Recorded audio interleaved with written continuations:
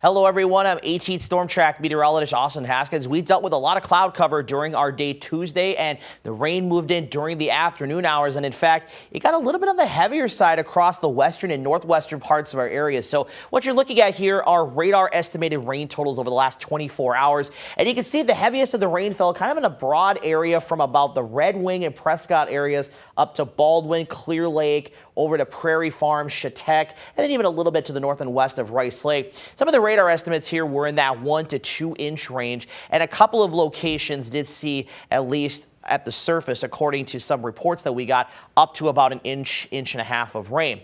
Now, of course, you can see right in kind of the middle parts of the area, basically saw little to no rain. We had just 3/100ths of an inch here in Eau Claire at the airport and about a 1/10 inch here on the south side of town at the TV station. And then a little bit of some heavier downpours across the southern parts of Trempealeau County back towards the Winona area. And again, the clouds yesterday and the rain did keep temperatures only in the 60s to near 70. We got to 73 in Menominee, just 70 in Eau Claire. But because of the drier weather, and even some peaks of sunshine, we got to 77 in Black River Falls yesterday. So that got me to thinking, because we've been dealing with kind of this cooler weather around as of late, our average temperatures for the first 9 days of September. So far this year, our average is 55.9 degrees. That is 9 degrees below our average.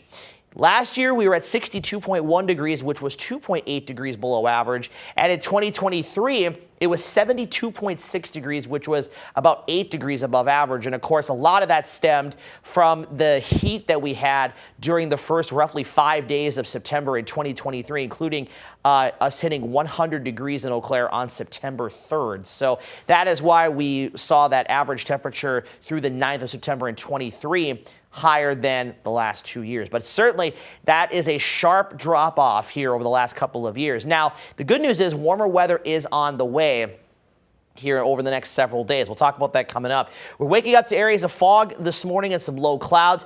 There have been a couple of sprinkles in a few spots, but the bulk of the rain is over with. And outside of maybe a shower or two trying to redevelop this afternoon, we are looking at dry conditions in the forecast for today with skies clearing. And then tonight, we'll start off mostly clear to partly cloudy. But again, overnight, fog is likely to develop once again. Could be widespread, could be dense. Possibly could need a dense fog advisory in parts, if not most of the area again tomorrow morning. So be aware of that on the morning commute. But once that burns off, a lot of sunshine around. It's going to be another pleasant day.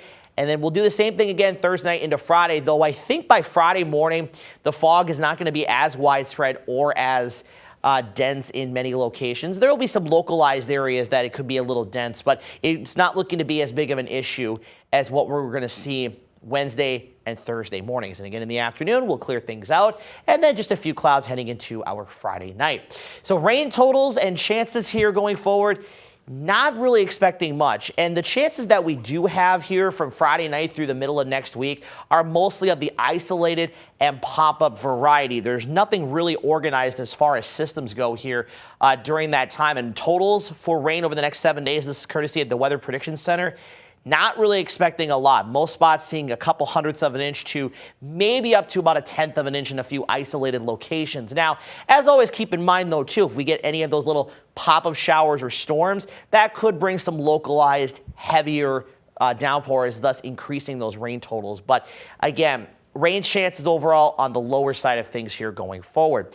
And again, just as a reminder, with the fog tomorrow morning, be sure to have your fog lights and your low beam headlights on. And again, be sure to give yourself plenty of distance between you and the other vehicles around you as well. And also, once the sun does come up, again, auto lights don't always turn on in the daylight, and also daytime running lights don't activate those rear lights. So again, please be sure to keep those things in mind traveling tomorrow morning and even into Friday morning too if you encounter any areas of fog. Now, the other thing we're going to see too is the return of the humid weather. Now, the dew points today and tomorrow, not too bad, right around 60 or so, maybe upper 50s at times. Friday comes up a little bit more, and then Saturday and through at least Wednesday of next week, we're going to see those dew points solidly into the 60s, and at times we may see them get into the upper 60s, at least in a few locations. So it's going to feel a little more like summer, and temperatures are going to continue to go up as well. And that's, again, because of the ridge building in the jet stream. You can kind of see the trough out to the west, and then we're in the middle here as we see those temperatures start to come up a little bit and the heights come up as well. But Again, what we're watching is how strong this ridge is going to be and whether or not it breaks down sooner rather than later. And sometimes in these patterns, we may see the ridge, if it's strong enough, kind of stick around a lot longer than what the models show. And certainly, I do think that there's a possibility that we could at least see maybe in a slightly extended stretch of some of these warmer temperatures. But how warm it'll actually be, of course, that'll remain to be seen here as we take this day by day. But certainly we are going to be running 5 to 10 degrees above average, at least for a multi-day stretch is kind of what it's panning out to be at this point.